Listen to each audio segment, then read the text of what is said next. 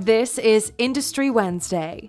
Every Wednesday, we analyze a different industry. Today, we're looking at 15 things you didn't know about the education industry. Welcome to Alux.com, the place where future billionaires come to get informed. Hello, Aluxers, and welcome to another original video brought to you by our team here at Alux.com. In this video, we're going to examine 15 things you didn't know about the education industry. Children learning to read, write, and do arithmetic is something we take for granted today. In most countries, it's the norm to go to school and get educated. Reading and writing are foundations of a solid education. However, this was not always the case. In the last few hundred years, education has evolved and changed a lot. If you're new here, welcome. Be sure to subscribe and follow us on Instagram at Alux. So Aluxers, let's go to school and learn 15 things you didn't know about the education industry. Number 1. There was no need for schooling during the hunter-gatherer era. Prior to the formal schooling system, children were self-taught. They explored the world around them and learned the things they need to know. Boys were taught by their fathers how to hunt. Girls were taught how to gather fruits and berries and how to prepare meals. Children spent a lot of time learning through play and imitating the behaviors of the adults around them. They were encouraged to be curious and learn by doing. Number 2. As times changed, so did the childhood experience. As the way of life of humans changed, the way they raised their children changed too. By this time, people were working and living as farmers, growing crops and tending to cattle. They were no longer nomadic. There was no real need for experiential learning. Children were taught how to do repetitive tasks needed for agricultural activities and were put to work in the fields. Books such as the Bible had been printed. Literacy was something reserved for members of the church and the wealthy landowners and aristocracy. It was a way to wield power over the lower classes. There was simply no need for the children of farmers to know how to read. Number 3. Schools were started after forced child labor was abolished. As the Industrial Revolution took hold, more and more parents were drawn into the manufacturing and production industries. Their children were forced to work as well. Children worked in the most appalling of circumstances. Many orphans were sold to artisans as apprentices. Children were treated very cruelly. They died doing many dangerous jobs or from being starved and abused. By the 19th century, the consensus was that children should not be treated with such cruelty, and then there was no more forced child labor. But now, what would be done with the children who could no longer be forced to work? Number 4. Schools in Europe started to teach children to read the Bible. Believing that the saving grace of every human was the Bible, civil society deemed it necessary for all children to learn how to read and write. This was no longer just the privilege of the wealthy, who had governesses and tutors to teach them. Big teaching factories were needed to mass teach the skills needed to read the Bible. And so schools were born. Like workers in a factory, children were expected to abide by rules and conform to certain standards. The pigeonhole system of acceptable behavior that still exists in schools today. Number 5. The importance of education today. Parents aim to give their children the best education they possibly can, so they make sure their children attend school and meet the set requirements needed to progress to the next grade. Children are taught from the time they are young that they need to go to school. They have to learn within the confines of a school, with a set curriculum and standardized tests to determine competence. It can be argued that schools are still learning factories today.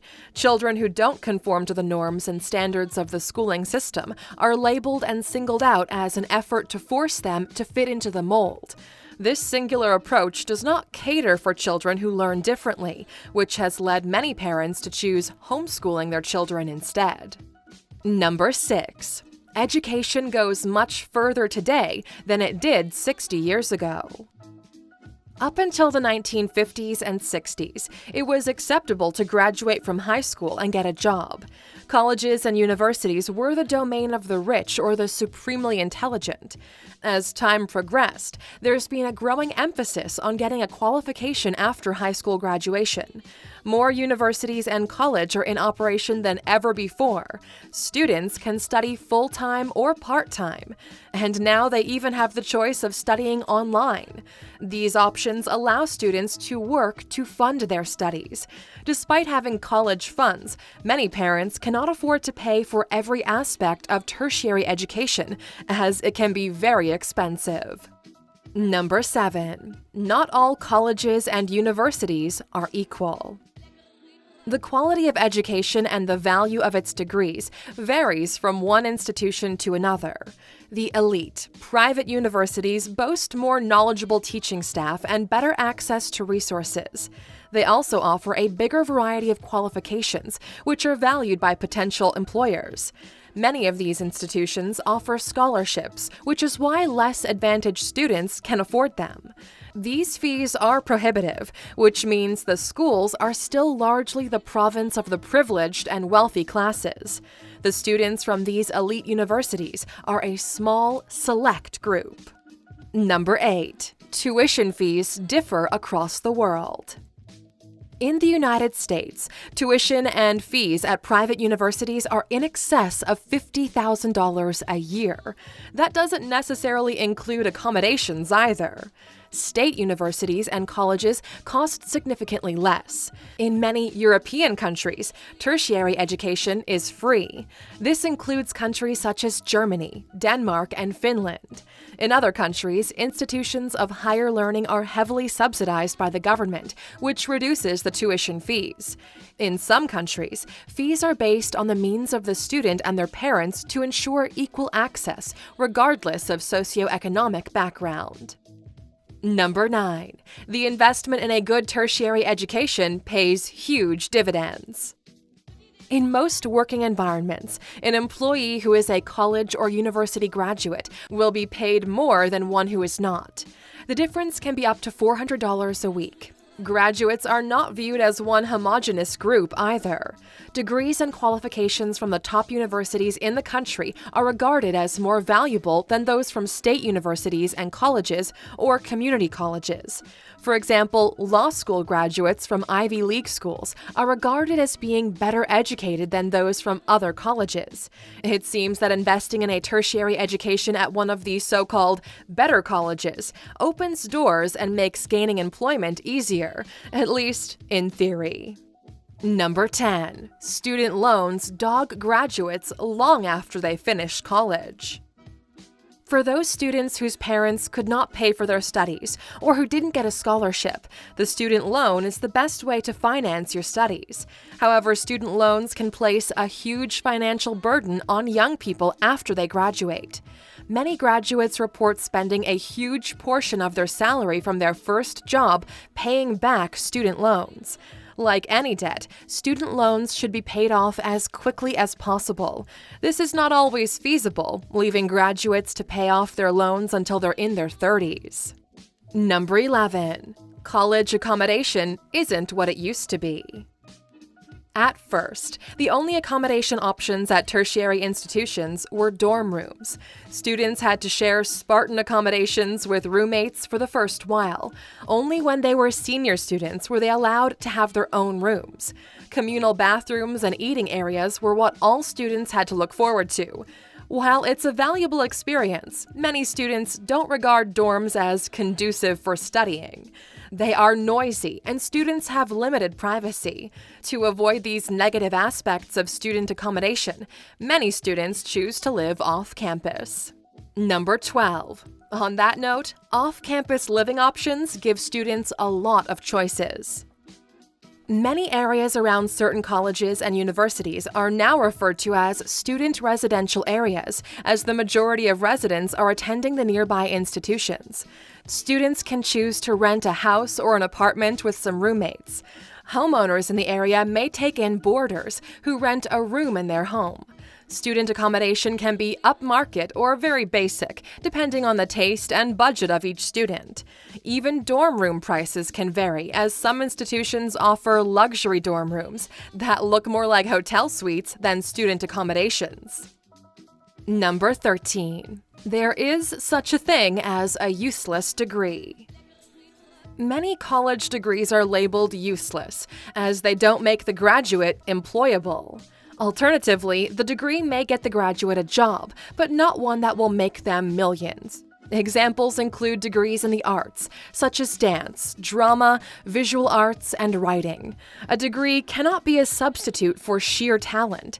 Many successful artists don't have formal training. Before making a decision about a field of study and what subjects to major in, students should be able to see if they're going to make their degree work for them after graduation.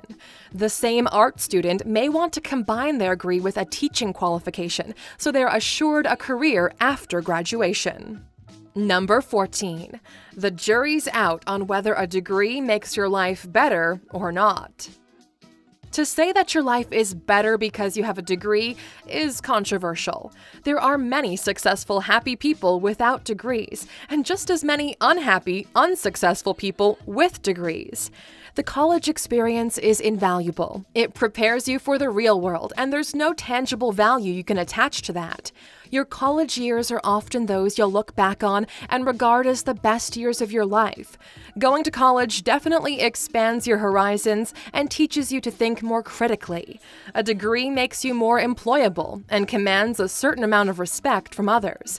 So it can be argued that getting a degree is better than not getting a degree. I guess, really, it's up to you. Number 15. Online schooling is growing in popularity. There are lots of online courses students can choose to study. This allows students from around the world to access course material from their homes. The courses tend to offer flexible study options, which suit students who are parents or have full-time jobs. The courses tend to cost less. Materials are available online, and there's no need to spend a fortune on textbooks. The rise in popularity of online courses surged after the financial crisis. More people began to not see the value of a tertiary qualification after companies started shedding jobs, but could not afford conventional tuition.